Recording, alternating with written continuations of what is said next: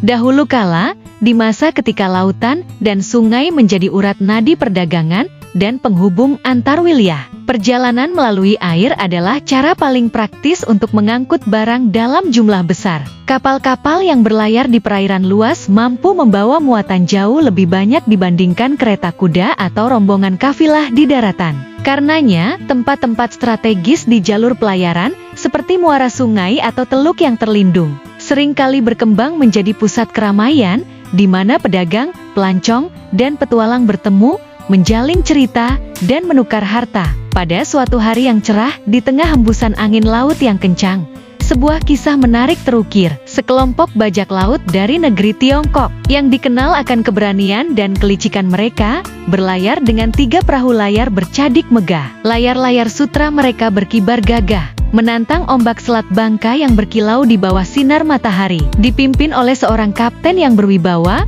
berjenggot lebat, dan bermata tajam. Rombongan ini bukan sekadar pemburu harta, tetapi juga penjelajah yang haus akan petualangan baru. Kapten ini, yang dikenal dengan nama Liang Dao, memiliki insting tajam untuk mengenali peluang di tempat-tempat tak terjamah. Ketika armada kecil mereka melaju perlahan melewati muara Sungai Musi, sesuatu menarik perhatian sang kapten. Sungai itu luas, berkelok indah, dan diapit oleh daratan hijau yang tampak subur. Airnya yang jernih memantulkan langit biru, dan lokasinya yang strategis berada di persimpangan jalur perdagangan, membuat hati Liang Dao berdegup kencang. Tempat ini istimewa, gumamnya sambil mengelus jenggotnya, matanya tak lepas dari pemandangan di depan. Ia segera mengeluarkan peta tua yang sudah lusuh.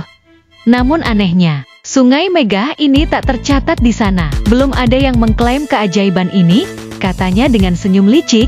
Ini adalah kesempatan kita. Di sepanjang muara, Liang Dao dan anak buahnya melihat banyak perahu dagang yang hilir mudik, mengangkut hasil bumi seperti lada, cengkeh, dan kayu manis dari hulu sungai. Kapal-kapal itu tampak syarat muatan, tanda bahwa daerah di hulu pasti kaya dan makmur. Keyakinan ini membuat para bajak laut bersemangat. Dengan penuh antusias, mereka bersepakat untuk membentuk kelompok-kelompok kecil untuk menjelajahi wilayah hulu sungai, berharap menemukan rahasia yang tersembunyi di balik kelok-kelok Sungai Musi. Perjalanan mereka membawa keajaiban tersendiri. Kelompok-kelompok itu menjelajah hingga ke dataran rendah Gunung Dempo dan daerah Muara Enim. Di sana, mereka disambut oleh hamparan ladang rempah-rempah yang harum, kebun sayur mayur yang hijau, dan bahkan gundukan batu bara yang bersemayam di perut bumi. Mata mereka berbinar melihat kekayaan alam yang melimpah. Ini adalah harta karun sejati,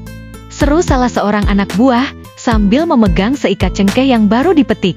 Setelah menjelajahi dan mengumpulkan informasi, mereka kembali ke kapal dengan cerita-cerita penuh kagum untuk disampaikan kepada Kapten Liang Dao. Mendengar laporan anak buahnya, Liang Dao termenung sejenak. Ia membayangkan masa depan wilayah ini, sebuah pelabuhan ramai yang menjadi pusat perdagangan, tempat kapal-kapal dari berbagai penjuru dunia berlabuh. Dengan penuh keyakinan, ia memutuskan bahwa rombongannya akan menetap untuk beberapa waktu di sekitar Sungai Musi, tepatnya di wilayah yang kini kita kenal sebagai Palembang. Di tepi sungai yang megah itu, Liang Dao menancapkan sebuah tanda sebuah tiang kayu dengan ukiran naga, simbol keberuntungan dan kekuatan dalam budaya Tiongkok. Dengan suara lantang, ia berkata kepada anak buahnya, daerah ini sekarang milik kita. Karena belum ada nama di peta, kita akan menamainya Muci. Dalam bahasa Tionghoa kuno, Muci berarti ayam betina, merujuk pada legenda Dewi Muci, sosok mitologi yang diyakini membawa keberuntungan